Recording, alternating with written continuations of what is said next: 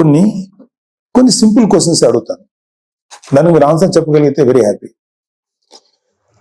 మీరు ఇవాళ వినుకొండకు వచ్చి ఆ కుర్రాడు గురించి చెప్పారు, I'm okay for that.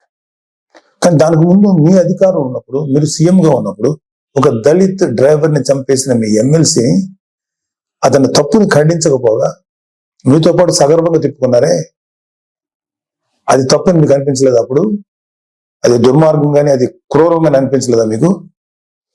Doctor Sudhakar అనే ఒక ఆయన్ని ఉద్యోగం ఊడబెరికి పిచ్చోడు చేసి రోడ్ల మీద చొక్కా కూడా లేకుండా పోలీసులతో తన్నించి, మీ యొక్క అనుగు పోలీసులు తన్నించి ఆఖరికి అతను చచ్చిపోయేలా చేశారే, అప్పుడు మీకు ఎటువంటి కామెంట్ చేయాలనిపించలేదా? వాళ్ళ అక్కని కొంతమంది వైసీపీ కార్యకర్తలు, గూండాలు సెక్సువల్ గా హెరాస్ చేస్తుంటే అడ్డుకున్న అమర్నాథ్ అనే బీసీ కుర్రోడిని, మైనారిటీ తీరిన కుర్రోడిని పెట్రోల్ పోసి కాల్చి చంపేశారు కదా, అప్పుడు కూడా మీకేమి రియాక్ట్ అవ్వలేదా మీరు? అప్పుడు కూడా కనీసం ఒక మాట మాట్లాడలేకపోయారా మీరు? 32,000 మంది ఆడపిల్లలు అదృశ్యం అయిపోయారని చెప్పి పవన్ కళ్యాణ్ గారు చెప్పి కనీసం ఒక పోలీస్ రివ్యూ పెట్టండి అంటే, కనీసం పోలీస్ రివ్యూ కూడా పెట్టకుండా 32,000 మంది ఆడపిల్లలు అదృశ్యం అయిపోతే అప్పుడు మీకు మాట్లాడటానికి నోరు రాలేదా? ఇప్పుడు మీ కార్యకర్తలకు లేకపోతే మీ వాళ్ళకి అన్యాయం జరిగిపోతుందని ఇంత మాట్లాడుతున్నారే, మీరు అప్పుడు కూడా మాట్లాడుంటే ఇప్పుడు మీరు మాట్లాడిన మాటకు విలువ ఉండేది. మళ్ళీ చెప్తున్నాను, అక్కడ వినుకొండలో జరిగింది నాకున్న సోర్సెస్ ప్రకారం అది పర్సనల్ గ్రడ్జి, ఇద్దరు వ్యక్తుల మధ్యలో జరిగిన గడ్జి తప్ప రెండు పార్టీలకు సంబంధించినవి కాదు. అది మీరు ఖచ్చితంగా మీకు త్వరలోనే పోలీసు నిజాలు నీకు తెలుస్తారు, మీకు ఆన్సర్ చెప్తారు. అలాగే మీ వైసీపీ నాయకులు సామాన్య ప్రజలు అంటే నెలకు ఒక 10,000 20,000 సంపాదించే వాళ్ళు ఏదో వాళ్ళ పూర్వీకుల ఆస్తులు 100 గజాలు 200 గజాలు 300 గజాలు 400 గజాలు ఉంటే వాటిని అడ్డగోలుగా కబ్జా చేసి భయపెట్టి స్వాధీనం చేసుకున్నారే, అది మీ దృష్టికి రాలేదా? ఇన్ని కేసులు చూసాం మేము ప్రజల్లో తిరుగుతుంటే, ఏ రోజు మీ నోట్ల నుంచి ఒక్క మాట కూడా రాలేదా? అది రైట్ అంటారా? ఏపీ ల్యాండ్ టైటిలింగ్ యాక్ట్ అని పెట్టి ప్రజల ఆస్తులను కాజేయటానికి మీరు ఎంత కుట్ర పన్నారు, దాన్ని మేము సమర్థవంతంగా ఎదుర్కొని ప్రజలకు తెలియబట్టాక ప్రజలు వాళ్ళు సేవ అయ్యారు మీ దుర్మార్గమైన పరిపాలన నుంచి. అది మీకేమి తెలీదా? నిజంగా ప్రజలు ఇవాళ రెండోసారి మిమ్మల్ని రాకుండా ప్రజలు తమను తాము కాపాడుకున్నారు కూటమిని ఎన్నుకోవడం ద్వారా.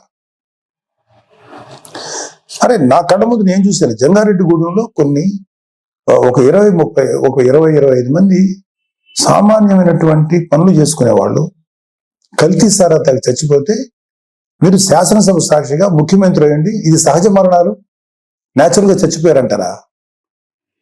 కల్తీ సారా తాగి చచ్చిపోతే కనీసం విచారించి ఆ కుటుంబాలకు ఏదైనా ఎక్స్గ్రేషియం ఏదైనా ఇచ్చి కదా మీరు మాట్లాడాలి. ఇది సహజ మరణాలు, ఒక కాన్స్టిట్యూషన్ ఎంతమంది చచ్చిపోతారంటారా? అది మీకేమి అసలు మీకు చెమకుట్టినట్టు కూడా అనిపించలేదు? అప్పుడు కౌలు రైతులు కొన్ని వేల మంది ఆత్మహత్యలు చేసి చచ్చిపోయారు. వాళ్ళకి కనీసం సింపతి చూపించకపోగా ఏమాత్రం కొద్దిపాటి సాయం కూడా చేయలేదు మీ ప్రభుత్వం, వైసీపీ ప్రభుత్వం. వాళ్ళ కుటుంబాలు రోడ్డు పడిపోతుంటే వాళ్ళ కనీసం సానుభూతి కూడా లేదు మీ దగ్గర నుంచి. అదే తప్పు కదా మీకు? వాళ్ళ పిల్లలు రోడ్లు పడిపోయి నాశనం అయిపోతుంటే అదే రైతులు భరోసా, రైతులకు మీరు ఇచ్చేటువంటి ఇదే. ఒకసారి వెళ్ళి చూడండి, ఆంధ్రప్రదేశ్కి ఒక రైతును అడగండి వైసీపీ ప్రభుత్వం మీకేం చేసిందో. మాకన్నా కూడా మీ వైసీపీ పార్టీకి మాడు పగిలిపోయే ఆన్సర్స్ వాళ్ళే చెప్తారు. నేను చాలా తక్కువ చెప్తున్నాను. ఇంకా వర్షాలకి పంటలు పాడైపోయినాయండి, మాకేంటి దారి అని చెప్పి ఒక మీ వైసీపీ ఎమ్మెల్యేని అడిగితే రైతులు ఎరిపప్పులు అనేంత తులకనగా మాట్లాడితే అరే తప్పురా బాబు ఇట్లా అనకూడదని అని చెప్పాల్సిన బుద్ధి చెప్పాల్సిన ఆ బాధ్యత లేదా మీకు? అప్పుడు మీరేం మాట్లాడలేదా? ఏమంటే మీ పరిపాలనలో గంజాయి డ్రగ్స్ విచ్చలవిడిగా అమ్ముడైనయే, విచ్చలవిడిగా జనాల్లో చలామణియనియే, బ్లేడ్ బ్యాచ్లు దుర్మార్గ మనుషులు తయారయ్యారే, ఎంతో మంది జీవితాలను పొట్టను పెట్టుకున్నారే. ఆ గంజాయిని ఆపాలను లేకపోతే ఆ డ్రగ్స్ ని కంట్రోల్ చేయాలనేటువంటి ఆలోచన మీకు రాలేదా? ఎందుకు వస్తుంది? మీ ఎమ్మెల్యేలు మీ కార్యకర్తలు ఎవరైతే ఉన్నారో ఇలాంటి పనులు చేసి వాళ్ళు అడ్వాంటేజ్ పొందుతున్నారు కాబట్టి మీరు కూడా ఏం మాట్లాడలేదు. ప్రజల పక్షాన్ని నిలబడి పోరాడుతున్న పవన్ కళ్యాణ్ గారు, చంద్రబాబు నాయుడు గారు ఇలాంటి నాయకుల్ని మీరు వాళ్ళ విధి విధానాలను విమర్శించకుండా